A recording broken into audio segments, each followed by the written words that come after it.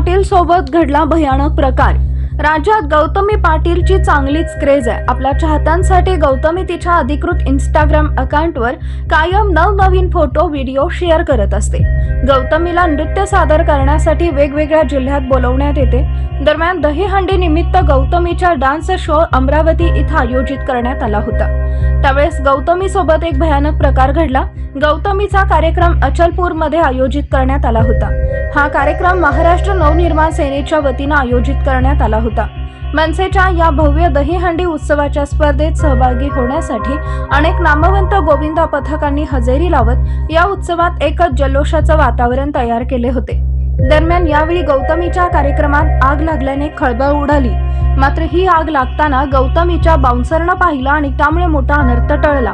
अचानक स्टेजवर आग लागल्याने काही वेळ कार्यक्रम थांबवण्यात आला।